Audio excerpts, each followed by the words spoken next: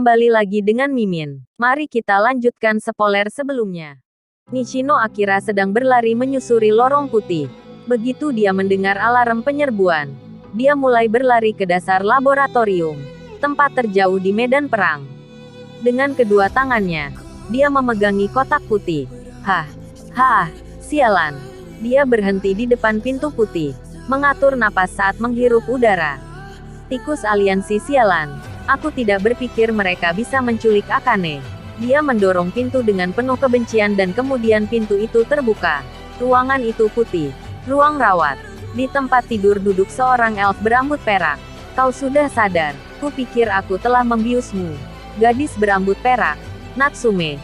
Sepertinya tidak memahami Akira. Aku seharusnya menyuntikmu lebih banyak. Yah. Itu tidak masalah. Bagaimanapun, kau bahkan tidak mengerti apa yang aku bicarakan. Natsume menatapnya dan kemudian melihat dengan penasaran pada kotak putih yang dibawa Akira di tangannya. Apa kau ingin tahu apa yang ada di sini? Ini adalah bagian baru untuk dirimu. Bagian yang akan membuatmu menjadi ksatria yang jauh lebih kuat daripada ksatria pertama. Dia membuka kotak itu, dan Natsume tampak terkejut. Apa yang ada di sana adalah kepala. Itu adalah kepala busuk dengan kulit hitam dan rambut merah, dengan kekuatan sihir gelap yang menyelimutinya.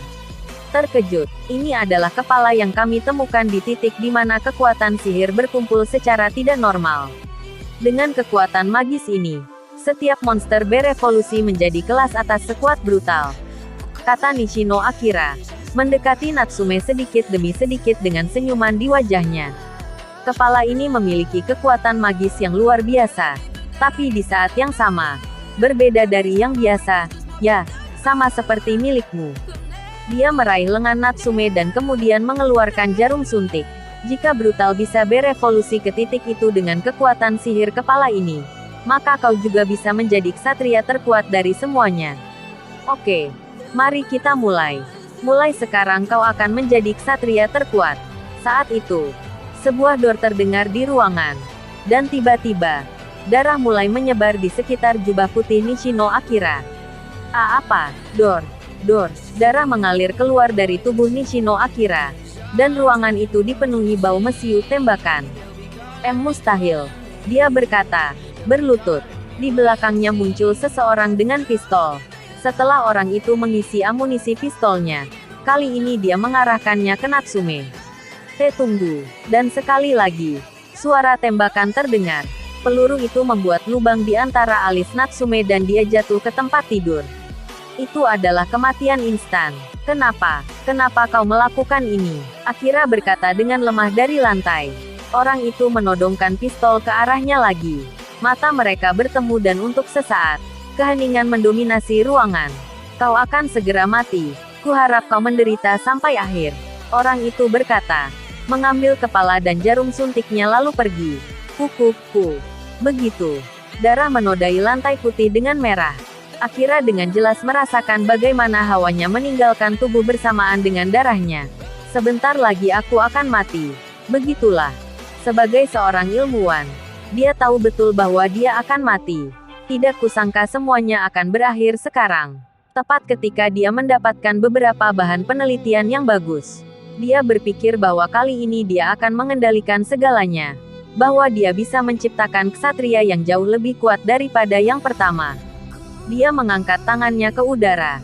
Tangannya berlumuran darah. Kemudian, di tengah kesadarannya yang memudar, dia melihat ke tempat tidur. Dia melihat gadis berambut perak itu bangkit dari tempat tidur seolah-olah tidak terjadi apa-apa. Untuk sesaat, dia berpikir bahwa mungkin itu adalah ilusi yang dia lihat dari kehilangan darah. Bagaimanapun, dia telah melihat dengan jelas bagaimana tembakan itu mengenai dahinya. Tapi tetap saja, gadis itu bangkit dan kemudian mengenakan setelan hitam. Sekali lagi dia meragukan apa yang dilihatnya. Gadis itu mengenakan setelan hitam dalam hitungan detik. Dia bahkan tidak melihat dari mana asalnya.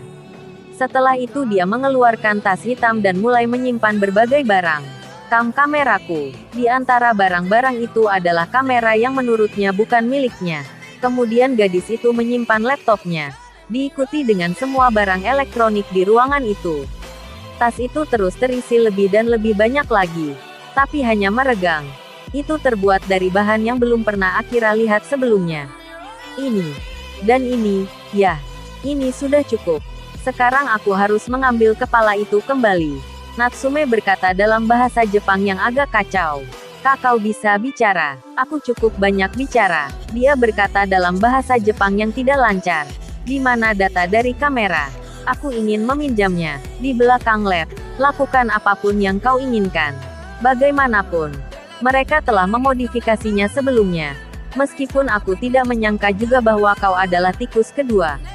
Gadis itu memasang senyum indah di wajahnya dan berjalan melewatinya. Setidaknya jawab aku ini. Siapa kau?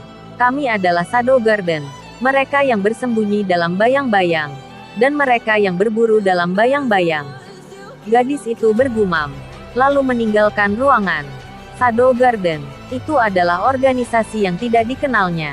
Mungkin dia orang asing. Atau orang yang tidak pernah muncul. Bagaimanapun. Tidak ada yang mengubah fakta bahwa organisasi yang melampaui imajinasi Akira ada di dunia ini. Kupikir itu akan memakan waktu lebih lama. Tapi itu datang lebih cepat dari yang kukira. Gumamnya. Sambil melirik ke pintu tempat gadis itu pergi tapi tiba-tiba dia kembali. Ngomong-ngomong. Apa kau tahu tentang malaikat jatuh pemberontak? Malaikat jatuh pemberontak. Aku tidak tahu. Tak apa. Ketika aku menemukannya. Aku pasti akan membunuhnya. Kau akan lihat. Dia berkata. Dan kali ini dia pergi. Malaikat jatuh pemberontakan. Mungkinkah itu organisasi musuh dari Shadow Garden? Siapa sih kedua organisasi ini? Pikir Akira hingga hidupnya berakhir. Asteris bagian 2 asteris. Para ksatria telah berkumpul di dinding dasar. Dan pertempuran melawan monster magis dimulai. Monster magis itu mulai berlari ke dinding. Mencoba melintasi dinding dengan cakar tajam mereka. Tatapan dari para ksatria yang mencoba untuk mencegah itu. Terlihat kelelahan dan beberapa lainnya putus asa. Kapten Haitani, kita tidak akan bertahan lebih lama. Terlalu banyak. Kata seorang ksatria di antara teriakan. Tapi Kapten Haitani tidak bisa menjawab. Apa ini? Kenapa ada begitu banyak? Haitani mengunuskan pedangnya. Membunuh salah satu monster yang akan memanjat. Namun di bawah. Masih ada sejumlah besar monster yang terlihat berbaris di luar. Terlalu banyak. Ini bukan jumlah penyerbuan biasa. Jumlahnya. Dan kekuatan semua monster itu terlalu tidak normal. Jika saja dia ada di sini. Tidak. Bahkan dia tidak bisa berbuat apa-apa. Haitani tidak mengatakan apa-apa lagi. Bahkan jika mereka berada di tengah pertempuran. Ada kemungkinan seseorang akan mendengar apa yang dia katakan. Bahkan jika ksatria terkuat di pangkalan ini. Akane. Ada di sini. Mereka tidak akan bisa menghentikan serangan ini. Berpikir tentang itu. Haitani sampai pada kesimpulan dari pertarungan ini. Satu-satunya hal yang menunggu mereka adalah kekalahan yang kejam dan akhir hidupnya. Evakuasi penduduk, Kapten. Tapi kita tidak punya waktu untuk. Kita harus mengulur waktu. Apa Anda menyarankan agar kami meninggalkan pangkalan? Tepat, kata Haitani dengan ekspresi serius. Kita tidak berjuang untuk mati dengan sia-sia. Kita berjuang untuk menyelamatkan semua kemungkinan nyawa. Kapten, kita akan bagi menjadi 2. Kelompok pertama akan mengevakuasi penduduk melalui underpass darurat. Dan kelompok kedua akan tinggal di sini untuk mengulur waktu. Dimengerti. Ambil alih kendali evakuasi. Aku serahkan sisanya padamu.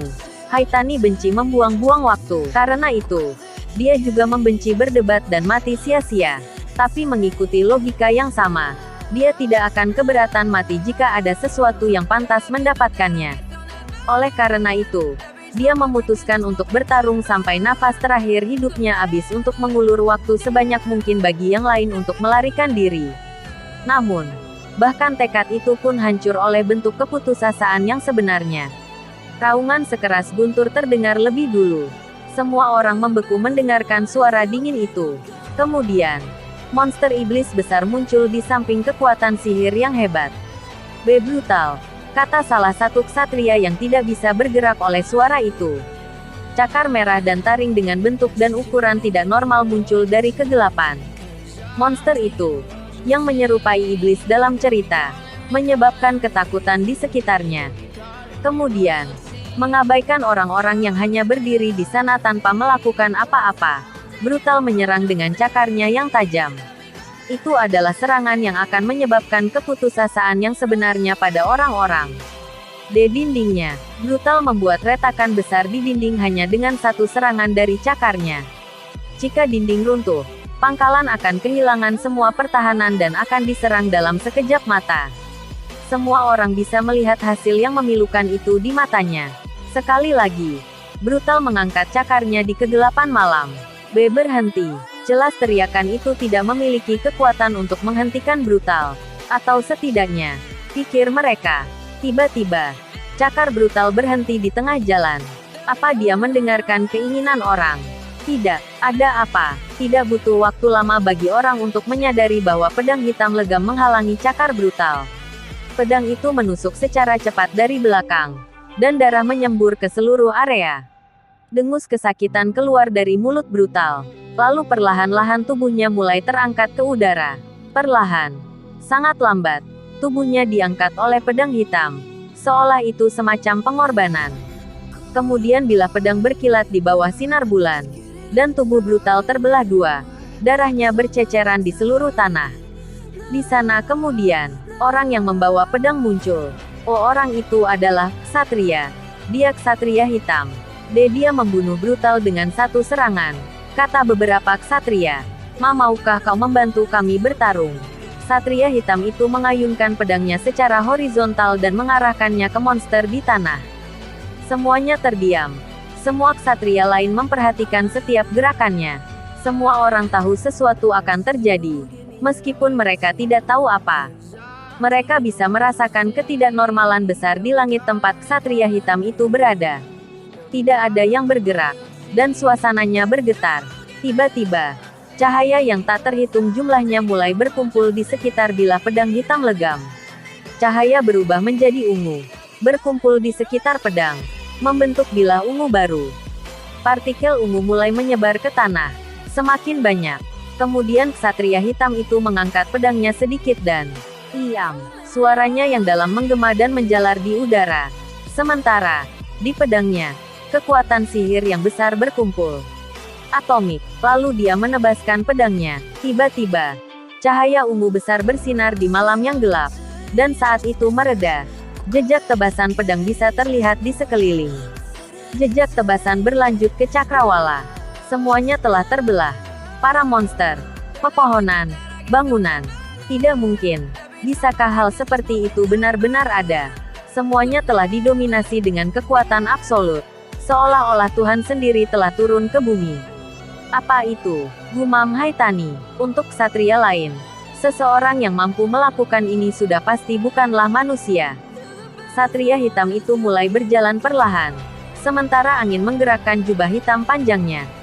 Kots, kots, langkah kaki dia menggema. Semakin dekat dan semakin dekat ke pangkalan. Terima kasih telah menonton videonya. Yang belum subscribe di subscribe dulu guys. Dan jangan lupa nantikan spoiler selanjutnya.